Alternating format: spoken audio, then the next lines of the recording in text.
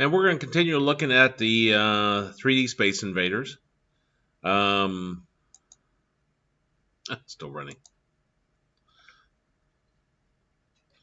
Took quite a while to get that close. Just as an idea of where we're headed.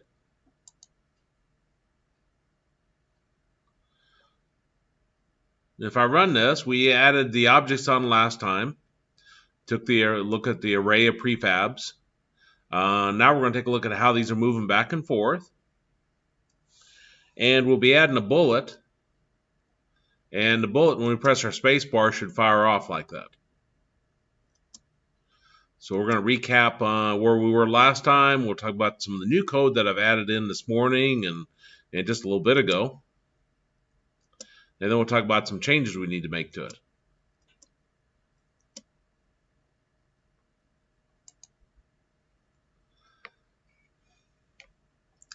Well, first off, we go to my sample scene here. There's our game object.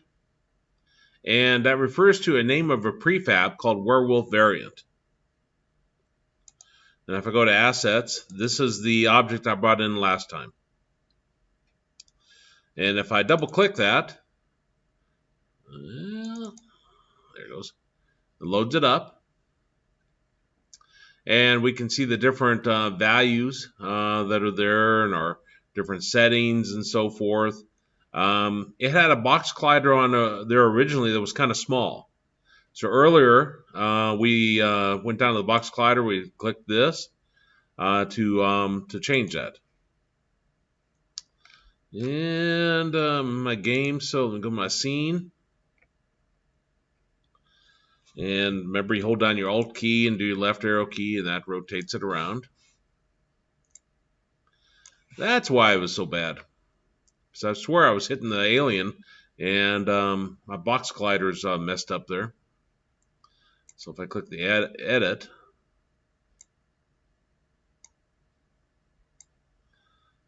that probably gave me a little bit better response.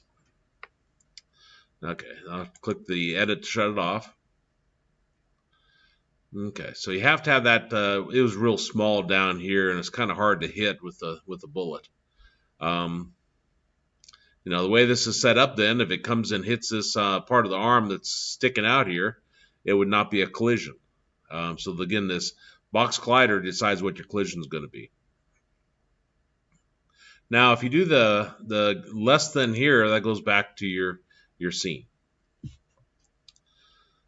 Okay, and then we had, besides game object, besides the name of the prefab, that's the werewolf variant that we just looked at. We had rows and columns. This dictated how many rows and how many columns we had. We'll see that in the code here in a second. And this is a space in between them. So if you want more space in between them, you could increase this.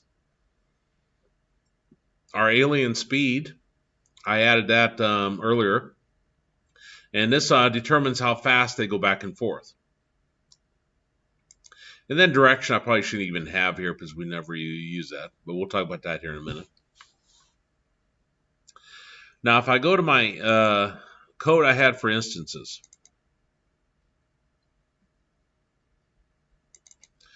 Double click it. There it goes.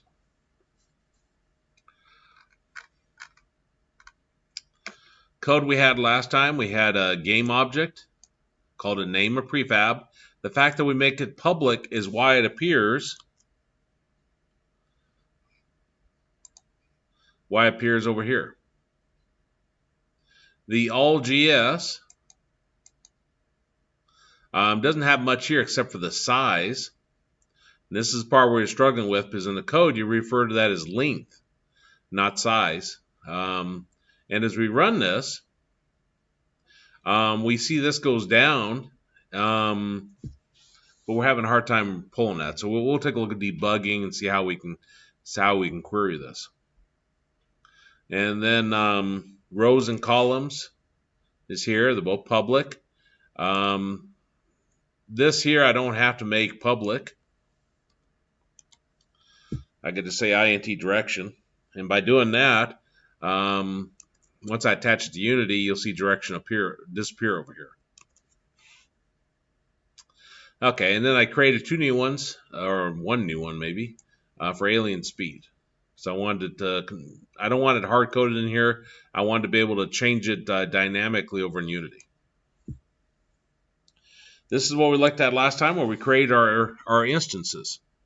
I did add direction in here so that I have my direction going one way or the other to begin with.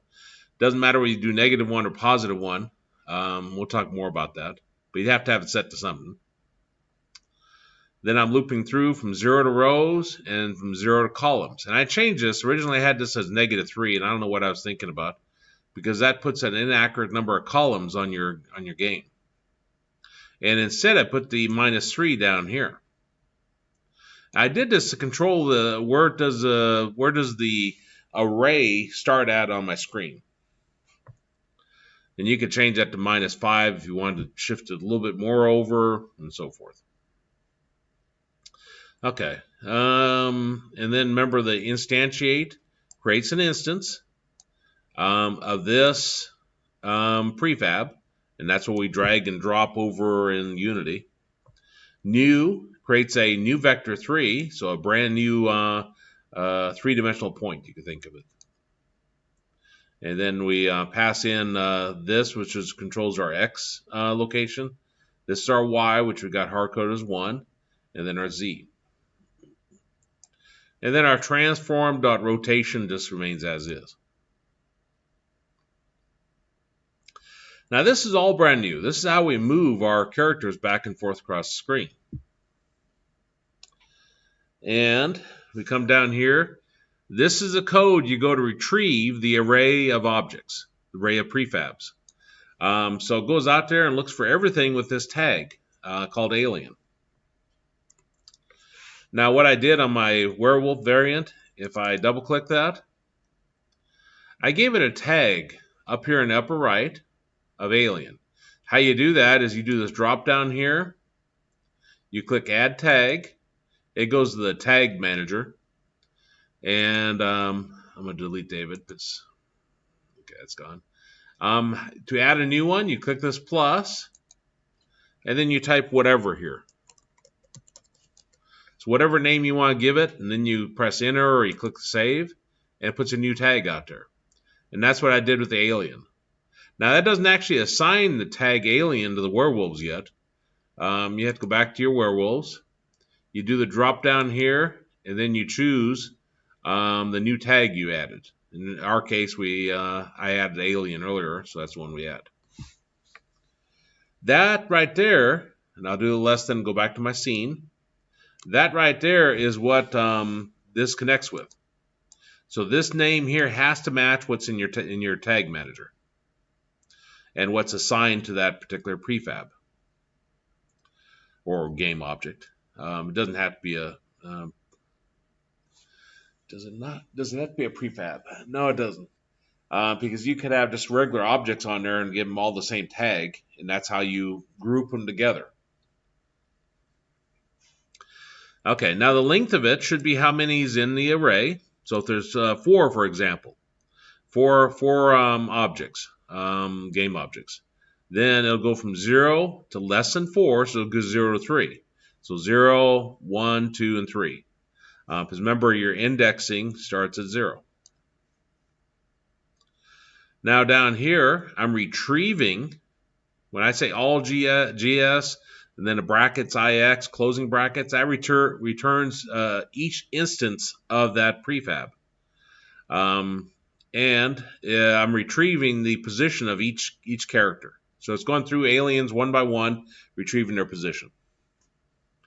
Then I'm changing the X. I'm adding to the X, I'm taking the alien speed times the direction. Now I say speed, but speed basically amounts to your positioning on the screen. When you go from here to here, that indicates speed. Now I started this morning. Got in too late last night, so it might have been nice if I'd got it exactly ironed out. But this would probably been better if I'd put it as a timer like we did before, Remember how we created the empty object, we used the delta and so forth. So that wasn't based purely upon the frame rate, but based more on time. But this will work. So direction. If direction is equal to -1 to begin with, if my speed is 1, 1 times -1 would give me -1. So it would actually subtract 1 from the x position. If my position or if my direction was a +1, well, 1 times 1 would be 1, and it would be adding 1. So this direction being positive or -1 determines which way is it going. Now here I've hard-coded in the limits. When the x becomes greater than 12 or less than -12, I want to turn around. I'll go back the other direction. So I said go back equals true. Now the go back I define up here as Boolean. And this indicates whether to go back the other direction. And I initially set it equal to false. So here I set it to true, saying I need to go back the opposite. And then this just sets my the position of that particular werewolf or alien equal to my changed position. Okay, if the go back is true, then that means I want to loop through all my characters. I want to retrieve their position, and I want to move all of them closer to the player. And that's what I'm changing when I do position.z equals position.z plus 0.1f. I'm moving them closer to the player. This would control how close do you move them. If I do the 0.5, they'll come a lot closer. And then I set the position of each player to position. And then, since I did the go back equals true, I need to flip the direction. So I say direction is equal to direction times -1. And that causes them to go back the other way in terms of my x positions. Let me attach the Unity.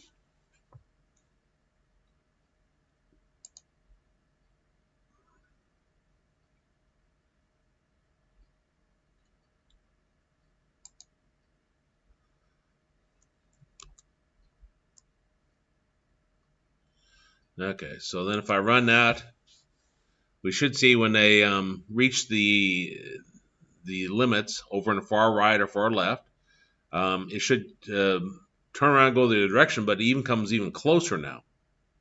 Before, when I had the 0.1, it was taking forever for it to creep up closer to you.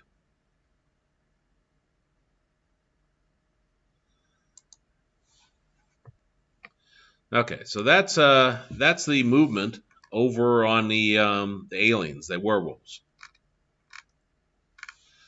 Now I dropped on a bullet. So I created a new bullet here, and it's nothing but a sphere. So I dropped it on here, and then I dragged and dropped it down here so it'd be a prefab. There it is.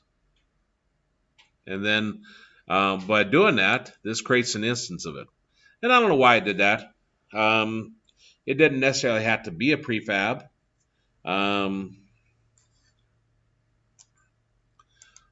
I guess I was thinking it'd be nice if I could modify it later on. Why would you make it a prefab?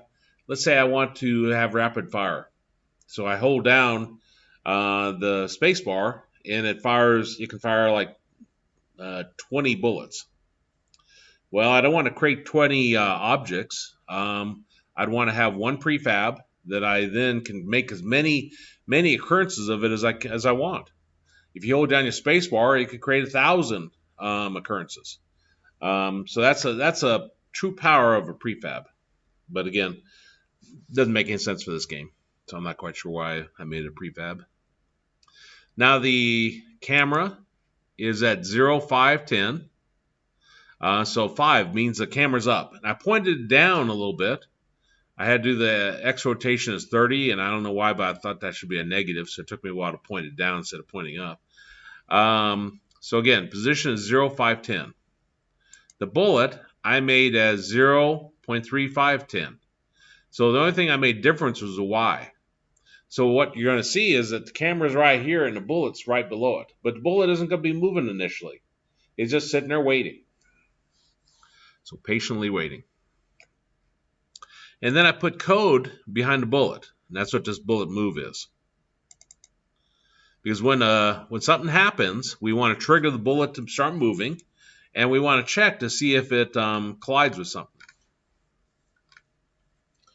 Grab a drink here.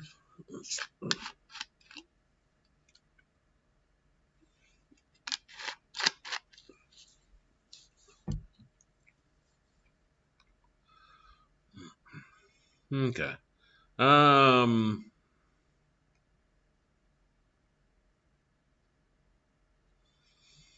Let's see. Bullet move. Okay, I got Boolean alive declared up here. This alive indicates whether my bullet's moving or not. Alive indicates whether bullet is moving. Initially, I set alive equal to false. I don't want the bullet to move. Down here in our update, I'm doing a check to see if they press the space bar. If they press the space bar and my bullet's not moving, alive might have been better if I named it not moving. Not move or not false. Shouldn't have double ones there. But maybe if I said moving is false, that might be a little bit better, but we'll go with alive.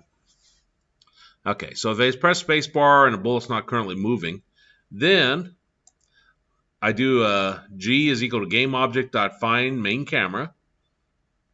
I do this because I want to find the position of the camera. This find here with the main camera, what's that accessing? Is it's accessing the actual name up here. It's not accessing the tag. Tag says main camera. Sometimes it's better for your program that you access everything via the tags. And the reason why is you can change your names. You can come over here and change your names. And if I change this name, it'll break my code. But if you always have it assigned to this tag, then unless you rename that tag, and as far as I know, there's no way to rename a tag. See if that's a true statement. I click add tag.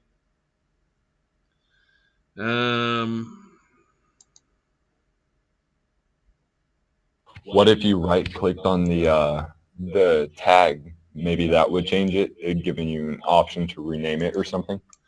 No, but how if I double-click on it? No. I've been able to delete them. I've never been able to change their names. Right. And that's probably a reason for that, because that way, if you use tags 100% in your program, then by renaming it, you break all of the places where you use that in your program. So that's probably by design. Like I said, if I come up here and decide, okay, I don't want that, I want it to be called main space camera 2. And I change the name of that. All of a sudden, I just broke my code. Because this is looking for main space camera. So, let me put that back. A better way of doing that might be G is equal to GameObject. And there's a find by tag of some sort. Find GameObject with tag. And what's the tag called? Main camera, M and C are capitalized. Not sure if case matters.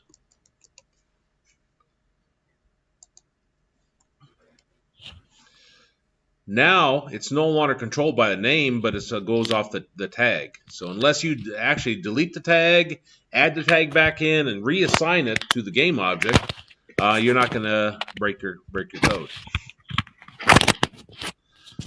Okay.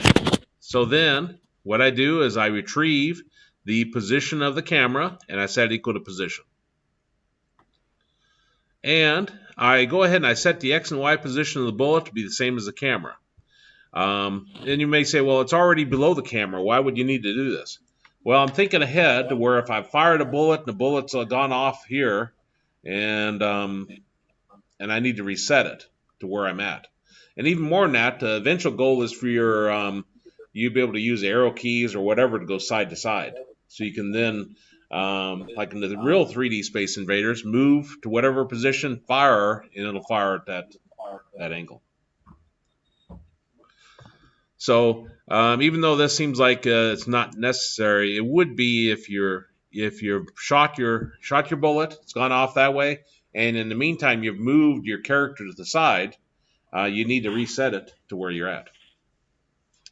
And we'll get to that. And then live is equal to true. Okay, so you just press space bar. We reset the position of our bullet, set a live equal to true.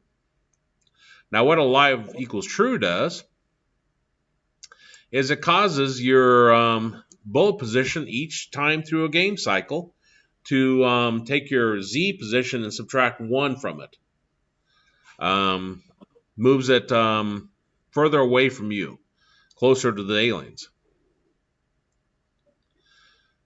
Now, at some point, our bullet will have gone too far away, and we want it to then not be moving anymore. We want to restart it.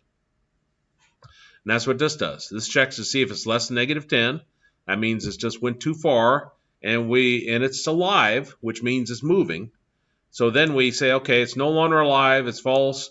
We're going to reset the position of the bullet back to 15. Which won't necessarily be underneath our camera if we've moved our camera, but that might be okay. Because when we push the space bar, that's when it resets it to right underneath our camera directly with that. And part of it is you try different things, and if it's not quite what you're anticipated, then you change it to a different type of logic. And then I reset the position of the bullet.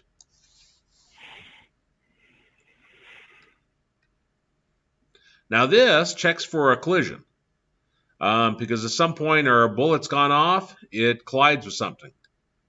Now I'm in the bullet movement, and so I put the collision in the bullet movement. You could have also put this over in the instances. Just as long as you put the collision on something that's being collided, then you're okay. I originally this morning was put this on collision inner underneath the camera. And then I realized, well, that's not the way the collision works. You have to put it on something that's actually been collided with. Because this returns a bunch of useful information here. Specifically, it returns what it collided with. And now I thought it'd be easiest to put it over in a bullet movement. I'm not sure why now that I think about it. Probably been easier, just as easy in the other place. Now I go off. Again, I look for the tag. Everything has an alien on it. I return that into that array. So that's going to be my array of game objects. We'll come back to this because this is not working. I come down to here. I'm looping through all my current aliens that are alive. If they're not alive, if I've destroyed the object, then they won't be on the screen. So initially, if we had 2 rows and 2 columns, we had 4 objects on there. This checks to see if the object that was collided with, and again, that comes from the collision right here, if it's equal to that particular game object. If it is, and I destroy that game object, alive equaled false. After my bullet hits one alien, I no longer want that bullet to be on the moving. I want it to be back sitting stationary under the camera. I then set the position, and I'm setting in the bullet, so this would be the bullet position, and then I change the Z to 15. So if it's gone way out there, done whatever, this sets it back. And then sets it back here. Now, if it's the last alien, then I want to load a new scene. So let's take a look at that. I went over to Blender, and I created a game over object. Now, how I did that, did a file new. I deleted this right here. And I probably should have did a view front. That probably would have made it a little easier. I'm sitting here, view front. I'm going to add on a text. I don't see anything because it's sitting there flat. So I want to rotate it about the red. Red is X. If I do RX, start moving it, I see it appear. If I do N for nice, I can see this. Now I want to be precise, so I want it to be 90 degrees. So put 90 in there, press enter. Okay.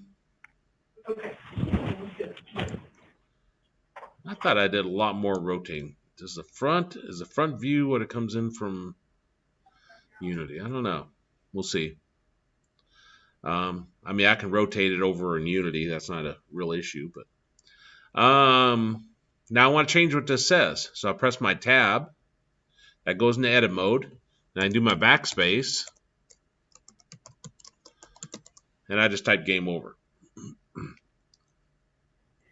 Part that I drew a blank on is there is a way to change how this looks.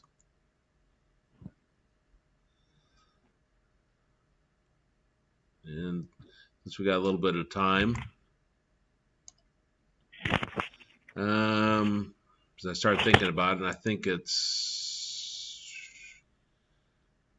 under one of these. There.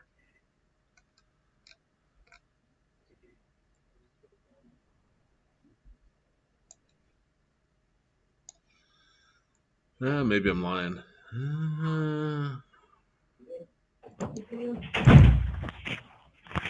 Are you trying to make it so it's not flat text?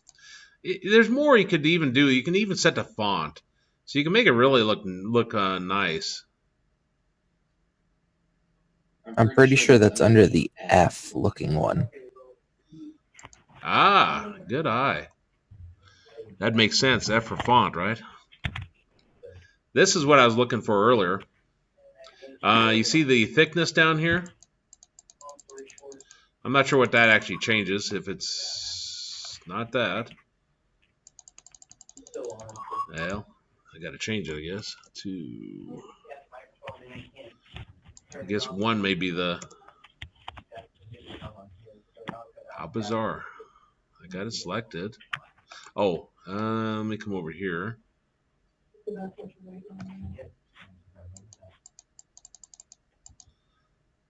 Won't let me change.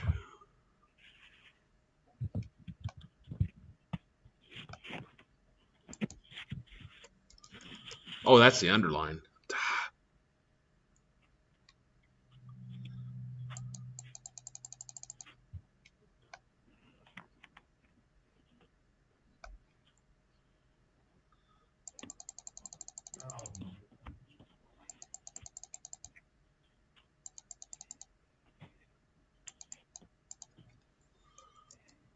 There it is.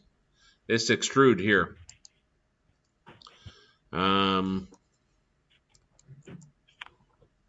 So if I wanted to have it kind of like a 3D look, couldn't find that earlier because I never even thought about the F. But that's how you can make it a 3D look. What we did is we changed it to a mesh, and then we extruded it and create that same somewhat look. Now at this point, if you do an Alt-C, go into, click over here, Alt-C, then you can convert to and mesh from the curve meta surf text. I tried to do this either last time or time before, where I took the meta balls and I created this really cool alien, then it wouldn't bring it in. If I had done that Alt-C, that would have changed my meta balls over to a mesh, and then I could have worked with it. Now, sometimes by doing that, It's maybe not what you want. When I changed this, see how I came up with 6,908 vertices? That's quite a lot, quite a few vertices for just a simple concept here. We're going to see that there's another way in Unity. We won't see it today, but we'll see there's another way where you can put text actually on your screen. So that may be a better way. And we'll see how to do splash screens eventually and so forth. But anyway, I created this. I saved it after I converted to a mesh. And then I create a new scene. I called it in-game. And if I double click it, click save. I brought it in here. And that's what we're trying to get to appear when our game's over. Okay, so let me go back to sample scene.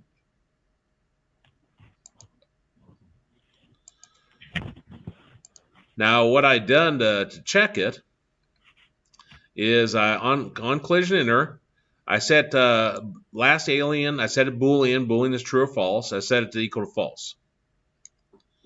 Then I retrieve the array of game objects, and I check the length of it. And I'm checking if the length of it, I set equal to temp. I'm seeing if it's less than or equal to 1. In theory, when there's one alien left, it should have a length of 1. So this should work, and then it should run that down here and do this code. This is the part where I was becoming quite confused. I'm going to come over here and I'm going to click this gray area here. This will drop something on here called a breakpoint. A breakpoint allows you to break out of your code when it reaches that line right there. Now, even more than that, though, I probably want to do a debug. It's either console.debug or debug.console. I can never remember. Obviously not that. Console.debug.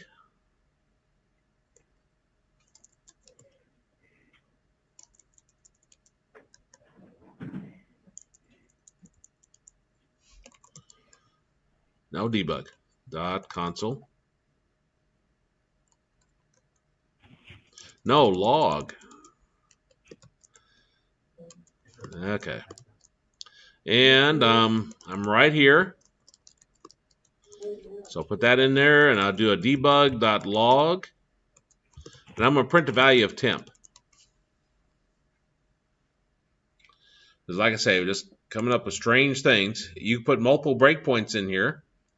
Now how you attach this is you do a debug and you click attach Unity debugger.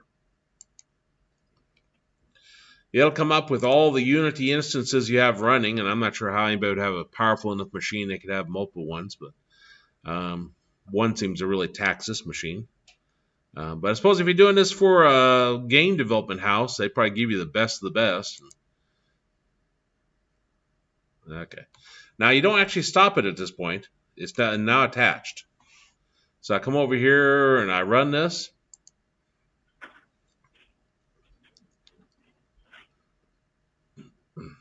Okay. Now I'm gonna press my space bar to fire when it gets close to the middle.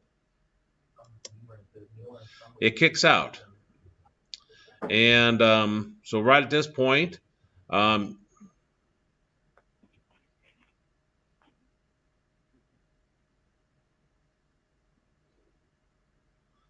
that's what it should do. It wasn't doing that earlier. Kyle, remember how I was putting my mouse over and it wasn't showing the value?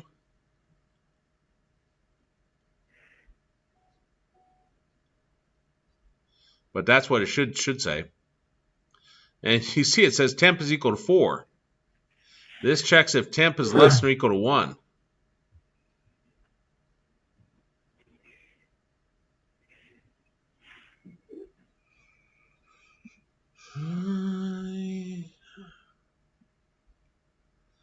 And as you indicated, if I come over here, that tells me temp is less than or equal to 1 is false. Why is it doing the lines of code in there?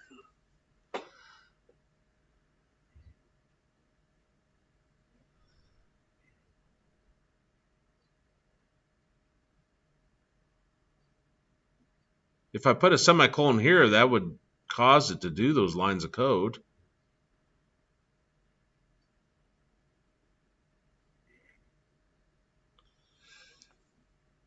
But anyway, if I want to, up here you got debug, step into. This executes the current line of code, goes to the next one. So it now these didn't have anything to do with them. They're just my debug. And it goes down, it did this line of code here. I should be able to put my mouse over that, and it says last alien is false. How in the world can I do that when I just said equal to true?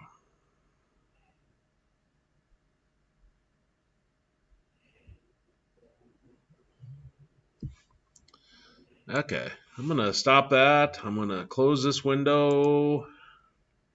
Save changes, yeah. I'm going to come over here, stop this. I'm going to close this. I'm going to close Unity. Move to Alaska. Give me a dog sled. And That would be awesome. yeah, I think it would be. My wife doesn't quite see the attraction. But she sometimes doesn't deal with the logic of computer programs. So let me go back in. Maybe it's just a fluke. Okay, so I'll load that up.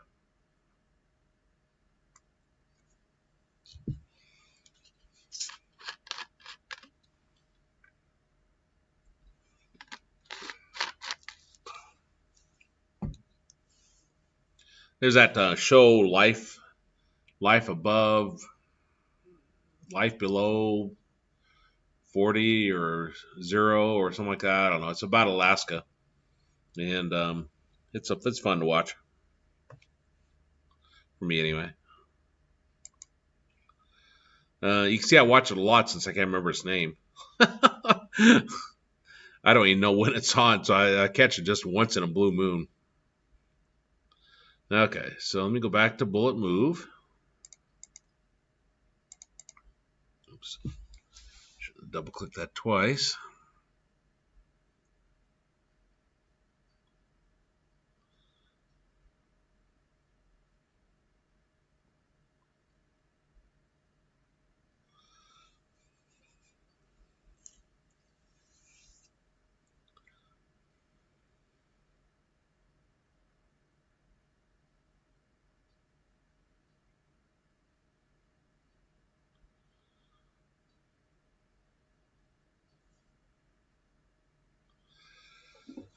Okay, so now I'm back here. I'm gonna got my breakpoints back here. So let's see if the laws of okay.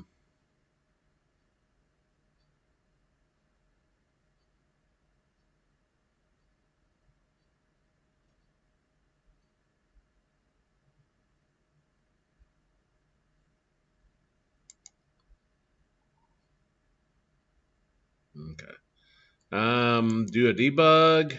Attach Unity debugger. Click that. Click OK. Maybe I'm mixing up programming languages. Maybe you can't do a less than or equal to. If you can, I'll do a lesson 2 and see if that's a problem. Okay, so I'm going to run this.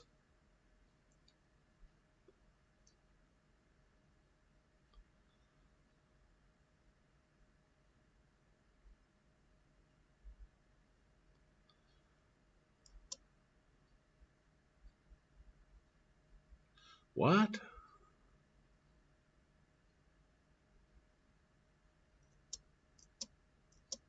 Well, it shouldn't be kicking out at that point. It was before. Okay, so I'm right here, which is what it should be. Temp is 1, works perfect. And now this right here, this is how you step into line by line using the buttons. So you don't have to keep up here, going up here doing it. You don't have to press F11. You can click this, and that goes to your next line of code. Next line of code there. And last alien, if I move my mouse over it, Now says it's true, which it should be. Okay, my faith in programming has been restored. Now I'm wondering what's going to happen down here. I can come down here and I can put a breakpoint down here. And you can go line by line. And this will show you what it's doing. It's actually destroying my last alien there. Neat part about this is at any point you can put your mouse over these and you can see what the value is. So if it's just doing something very strange, if you go into debug and you have your breakpoints in here and then you go line by line, you can see what's going on. Now continue goes to your next breakpoint.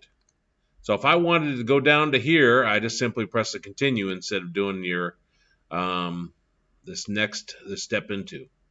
Now step over, as I understand it, you skip the current line you're on. Step out, I'm not sure what that does. I never use these. I always use step into. I've never had the need to step over that line of code because that line of code's in your code. Why wouldn't you want to run it? But anyway, I'll click continue, go down to here. Last alien is still true. That's good. So in theory, if I do a continue, it comes down to here. And now if I do a continue, it should load my scene.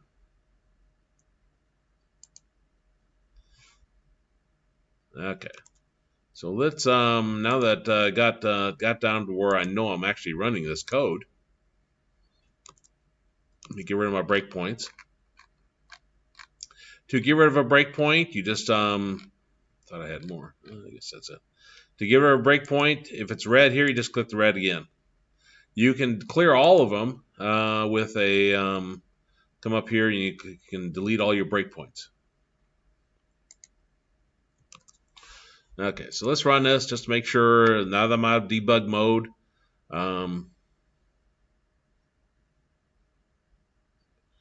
make sure it's not working, not loading the scene.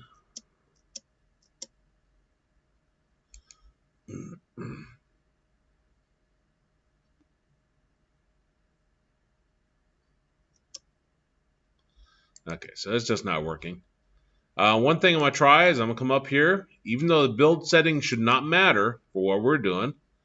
Well, no, there's no scenes at all in here. Okay. So load scene. Let's go back to our code.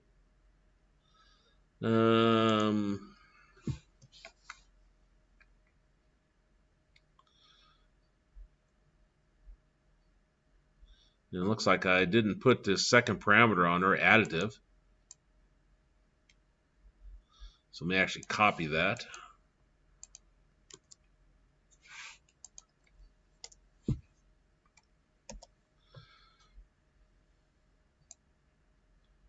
Change that to in-game.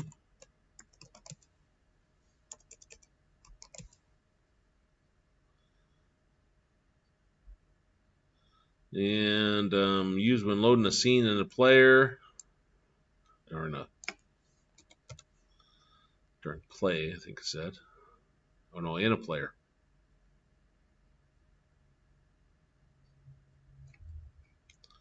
Okay, so attach that to Unity.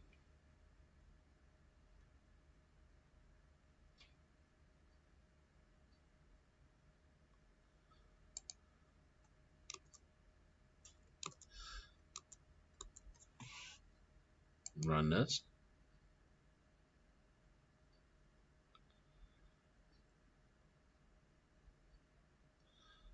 I really need to change that just to one alien now that we got that part working. Speed up the testing a little bit.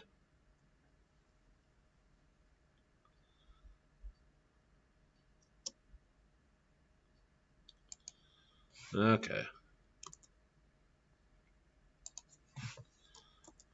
Scene manager.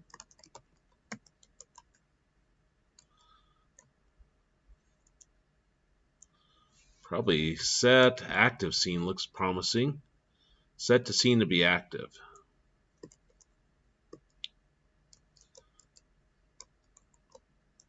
I don't know if I need a parameter here or I can just leave that as empty. Cannot convert from string to scene.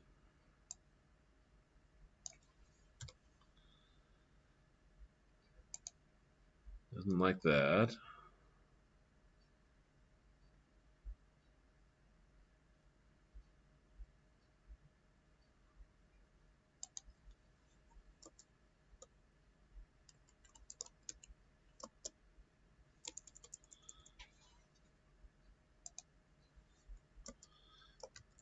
Let's see, scene S. S is equal to scene dot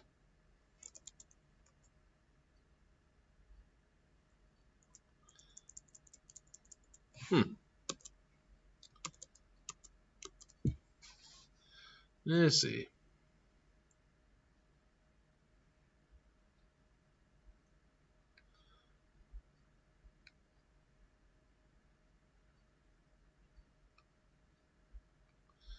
User clicks a button, the first scene in this asset bundle is loaded, replaces the current scene.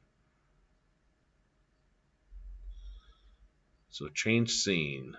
Scene manager. Scene paths.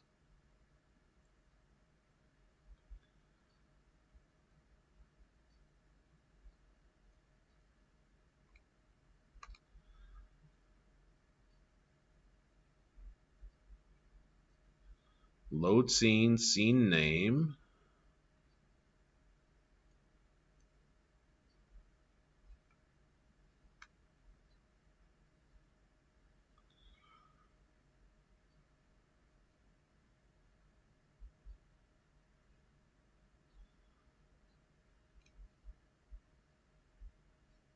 That sure looks like what we were doing.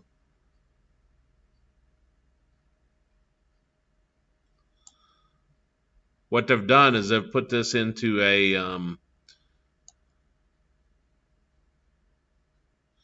scene A is given a scene which will load scene from the build settings.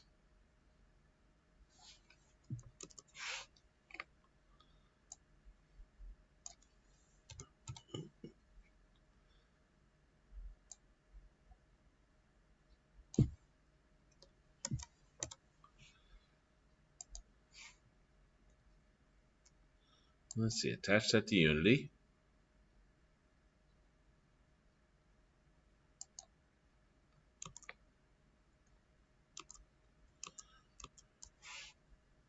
If I go to my build,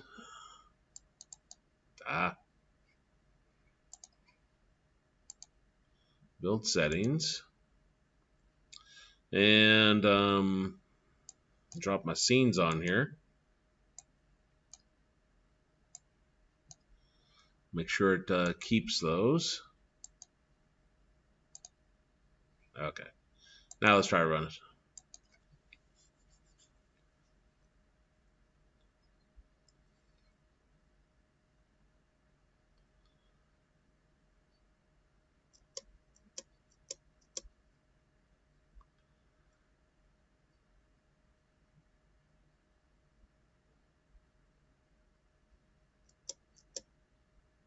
There. I just need to drop it in there. I guess that was the issue there. But then that brings up a new scene. So it says game over. Now you can have different scenes for different purposes. We're going to see at some point this semester that you could have a scene with buttons on it, such that you click buttons to start the game over. You got buttons maybe to view statistics. How many games have you won? Fastest time you won. To things like that.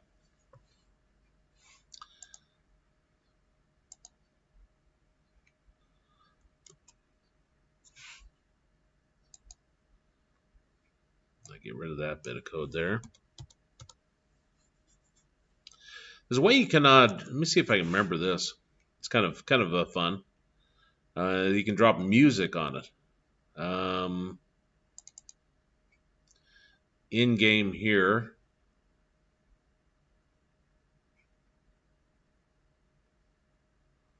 Trying to remember if it matters what you drop the music on.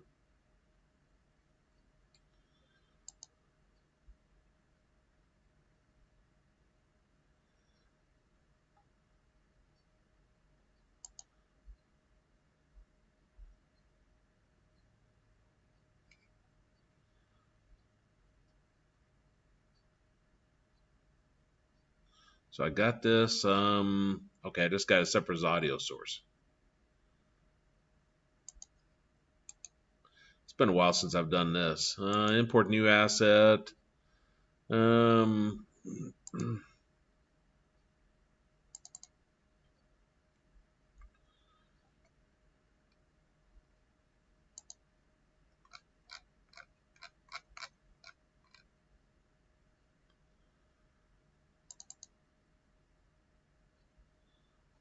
and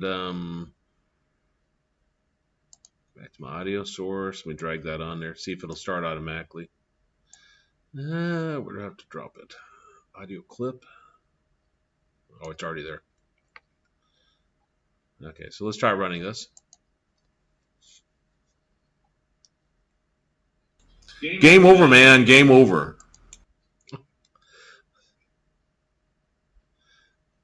So yeah. Now you can, just like anything else, you can program this. See how it says play on awake? You can drop audio sources on there, MP3 files, and you can, through your code, you can play it. So it doesn't have to be on awake. Like if I take that off, it doesn't say it. That's meant to be off of there's a movie Aliens, I think it is, and movie's not that great necessarily, but it's funny because this hardened Marine, their spaceship just crashes and they're trapped on a planet, nobody to help them, and here's this hardened Marine saying, "Game over, man, game over." It's just humorous scene. Okay, now if I play this now, this scene will come up every time. So I come back here and click save. You bring this back up, and now when you play this will come up by default.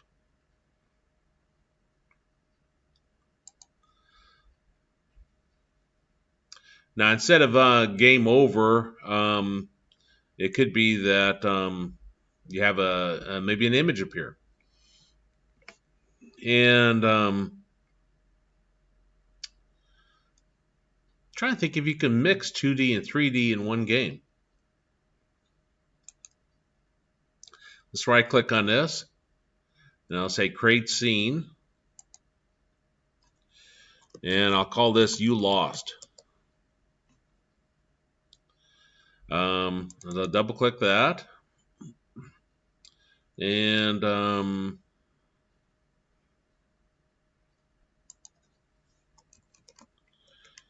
to paint.net.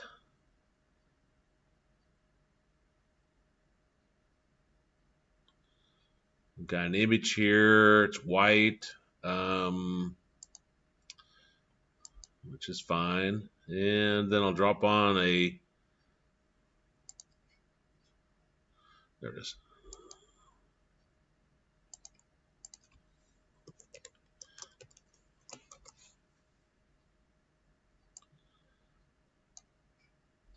Okay, save that.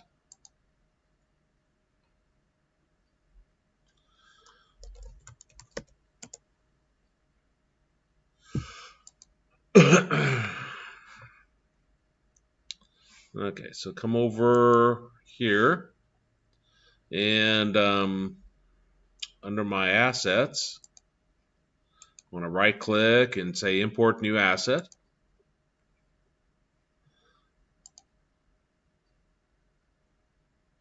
Pictures. We lost. I'm going to change this to 2D. Oops. There's 2D there. And then drop the...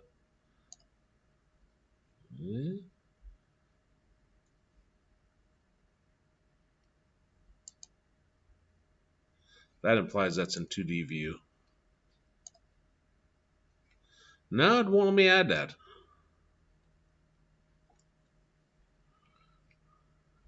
That's interesting.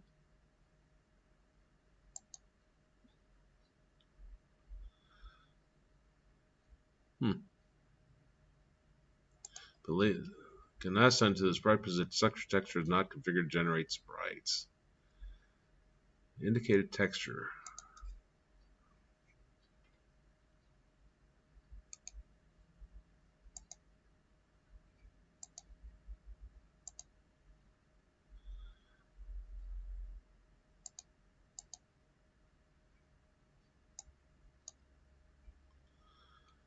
What did that say? Assets or game object, 2D object, sprite.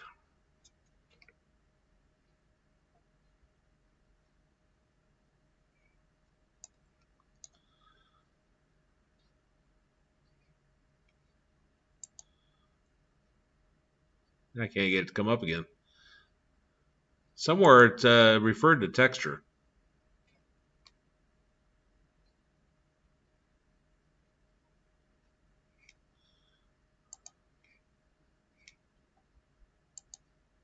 Maybe you can't mix the. Let me take that back to 3D. 2D like that.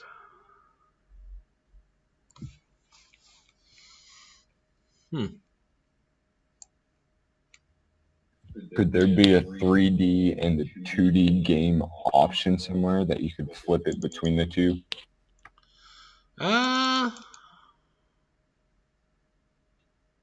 Maybe. I don't know. I actually haven't tried to incorporate both the 3D and 2D into one location. I've seen it done. I just don't know how to do it. Well, so you can make something look 2D by dropping an object on there, like taking up the entire screen. But that's not the same as that still has depth behind it. It just appears 2D. And we'll see how to do that. You can do that with a canvas. Open prefab. I'm not gonna figure it out.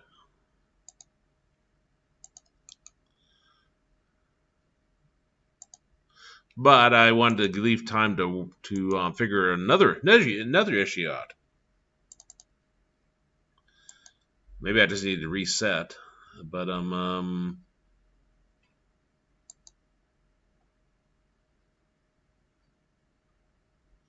okay, there's my game. When I press space bar, that's fine, but I want to use my arrow keys to move left and right. And I was having trouble getting that to work. I don't actually have a game character. I didn't want to drop on any controller that they had in the standard assets because I didn't want to have to worry about disabling moving forward, backwards, jumping, any of that stuff. I just wanted to go left and right like the regular 3D space or regular Space Invaders. So I thought, well, I'm going to put it on the main camera. And then if I do my right arrow key and left arrow key, then I want to move the camera left and right. Okay, so with the main camera selected here, can I attach a script directly there? Maybe not. I'm going to right click down here and I'm going to choose Create Script. And I call this Camera Movement. Got my camera selected here. I'm going to drag camera movement over to here. Maybe.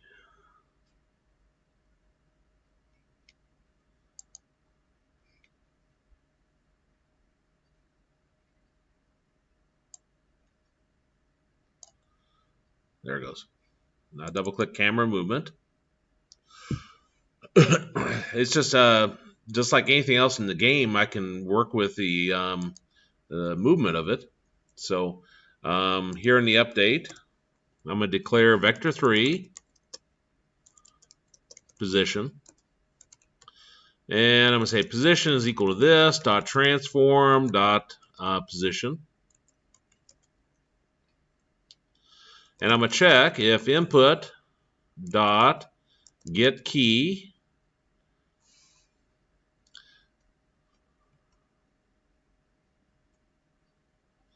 used to be when you put your mouse over one of these, it said think auto fire. I think it was get key down, maybe. Key code dot right arrow key. Then I'm going to say position dot x equals position dot x minus 1f.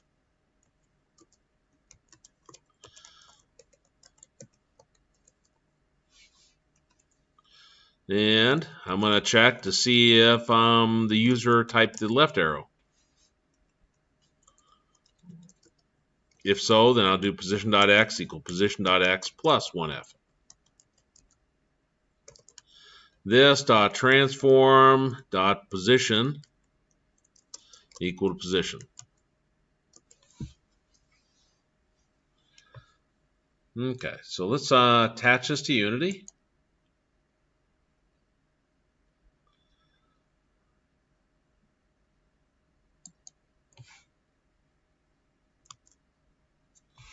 And I run this.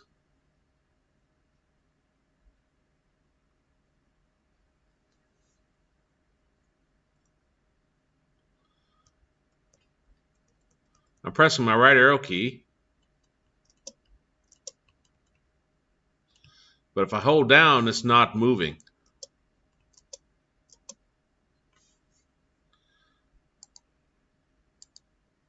Okay, which means it's not down. Maybe it's get key.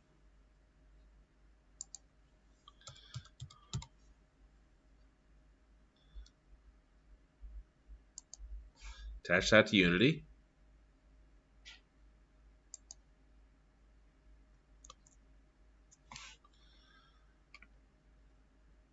Run that.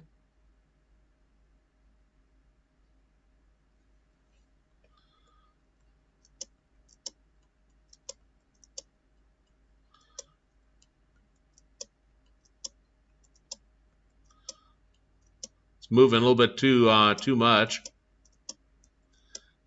Because when I do a right arrow, left arrow key, it's moving many places. So I probably want that a little slower, maybe.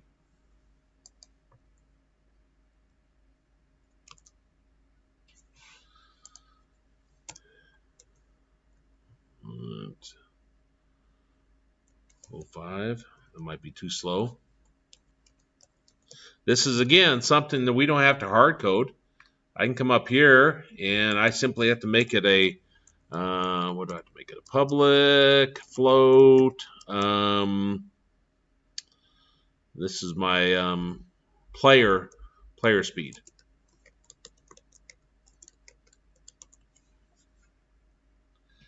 And then down here, instead of hard coding that value in, I can refer to player speed.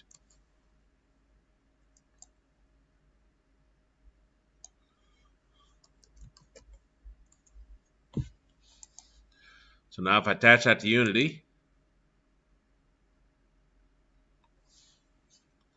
again, my camera is kind of my player.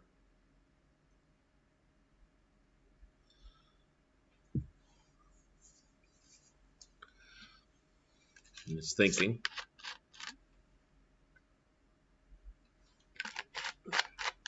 Here, that hurts on up. Debugging stop is not yet complete. Stop now.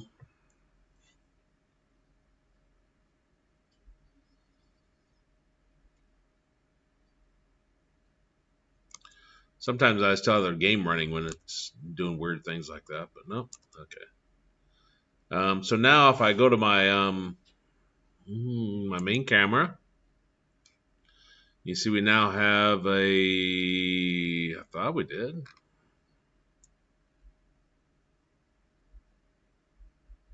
Oh, player speed. And change that to 0.05 and run that.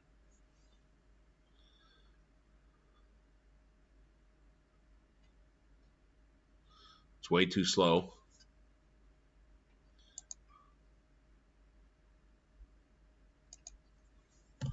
.1.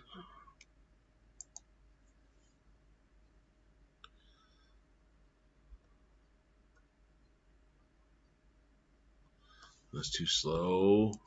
0.3 maybe. Maybe just do 0.5.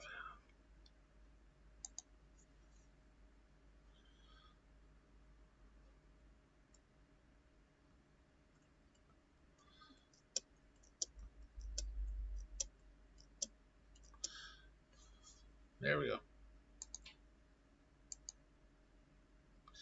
Well, I have no clue what I was doing wrong before.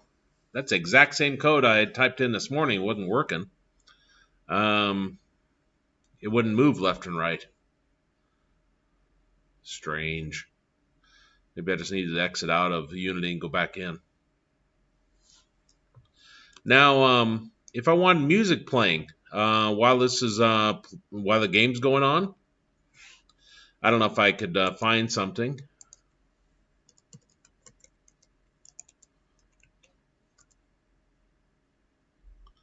Audio, Space Invaders.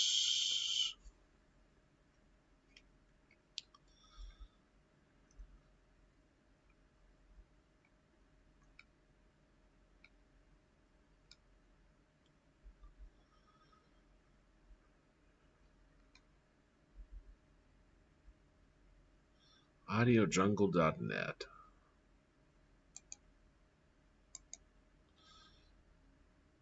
It's kind of a guess which one doesn't have a virus. Sometimes when you go to these sites, it's just like, let's see what this one. Audio Jungle. Audio Jungle. I don't know what in the world that was, but Control F. Oops. Bookmark edit. Control F. Space Invaders. I guess these are the ones that they've created. Audio Jungle. The 8-bit blaster shot or the space shot should sound a lot like the Space Invaders. What'd you say?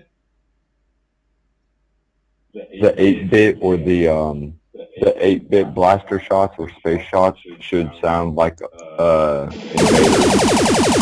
Oh. Yeah, it did play that all the time, didn't it? As they were moving across the screen, I think it was playing that. I played a lot of it, so. Oh, did you? Yeah. $4? Oh, I want a free one. I guess this wasn't the best site to go to. Although You can download the game and then just copy the sound from the game to the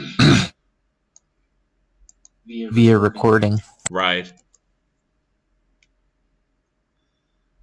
Let's see if I can find a free one. Okay, so it's almost whiteout conditions, so if I just disconnect out of the blue, that's why. Oh, wow, it is snowing, isn't it?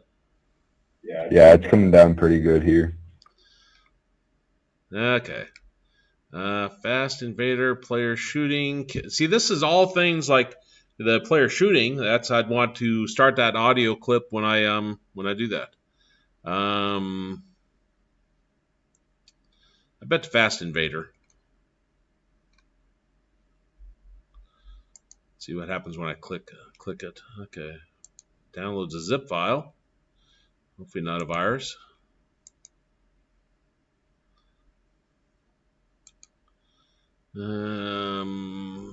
Extract all.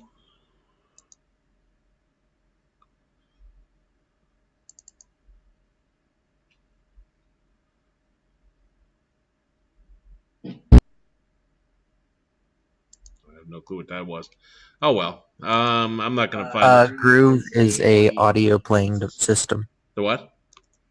The thing it just popped up was an audio playing system. Yeah, but it didn't. It was so quick. I was looking for like the music, like you say, that of them going across the screen. A cool. That's the soundtrack. This one here. It may be. Let's see.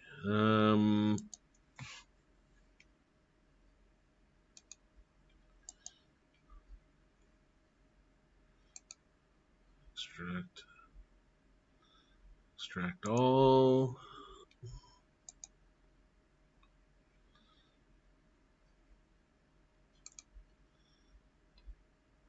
Copy, paste that. Images.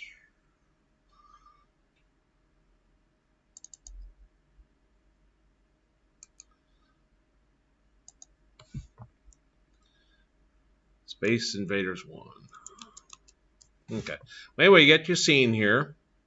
And as far as I know, it doesn't matter what you drop it on as long as the object's going to be there the entire game. Actually, I'm lying to you. You have to do assets, game object, 3D object, no, audio. Audio source. I got that. I'll do an import new asset. Bring in that one I just created.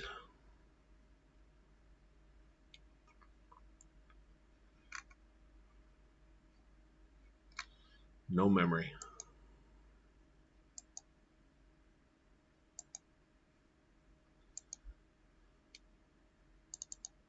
There it is. Space Invaders. Go to my audio source. Drop that up here. MPEG. What is an MPEG? It's a video, isn't it?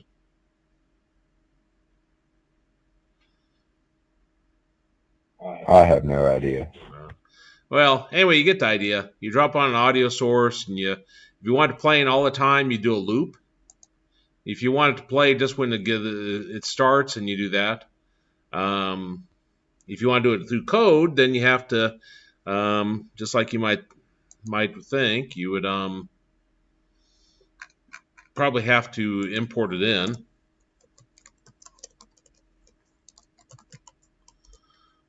Audio, like that. And then you have to, what is it? It's an audio clip. We got audio clip A, and then you do like A is equal to, I think it's still a game object, dot find, or you might have to do an audio clip find.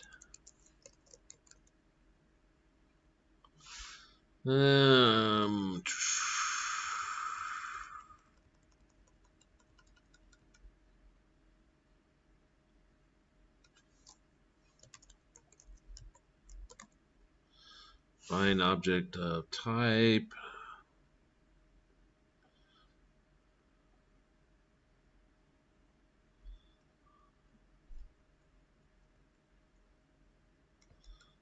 Let me try a game object.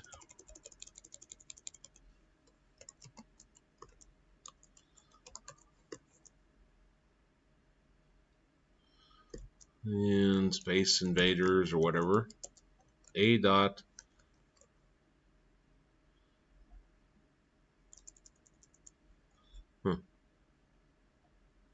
I don't know. I'll have to play with that. I'll play with that before next time. Is there any questions on any of the code we put in here?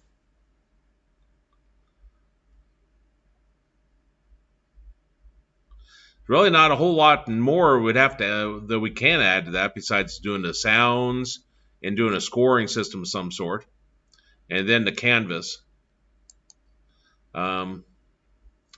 Canvas allows you to drop on different components, such as a text box, a button, so forth. If you've used C#, it's the same principle as that. It's under user interface. See how we can drop on a text and so forth. I was trying to do it a little slicker than actually using the canvas here. But that's where you can drop on all of these to have more control on it.